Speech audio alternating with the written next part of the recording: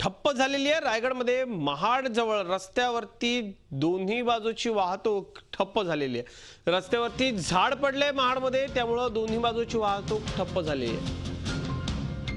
दोन्ही बाजूला वाहनांच्या लांबच लांब रांगा लागल्यात। प्रफुल्ल पवार आमचे प्रतिनिधी आता आपल्या संपर्कात आहेत। प्रफुल्ल, आधीच पावसाळ्यात मुंबई गोवा महामार्गावरचा प्रवास हा जिकिरीचा होतो, आता दोन्ही बाजूची वाहतूक ठप्प आहे। काय नेमकं कारण आहे आणि किती वेळ लागेल वाहतूक सुरळीत व्हायला? अगदी जवळजवळ 1 तास झाला ही वाहतूक पूर्णपणे ठप्प आहे। दोन्ही बाजूला 2 ते 3 किलोमीटर लांबीच्या रांगा लागलेल्या आहेत महामार्गावर। महाडजवळचं जे विसावा हॉटेल आहे, तिथे हे विसावा हॉटेलच्या अगदी बाहेरच्या बाजूलाच हे झाड पडलेलं आहे आणि जवळजवळ 1 तासापासून इथे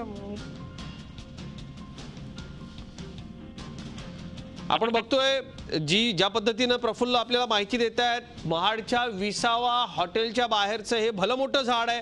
ही दृश्य आपण बघतोय, हे फोटोग्राफ्स आपण बघतोय। दोन्ही बाजूची वाहतूक या सगळ्यामुळे ठप्प झाली। झी 24 तास रहा एक पाऊल पुढे।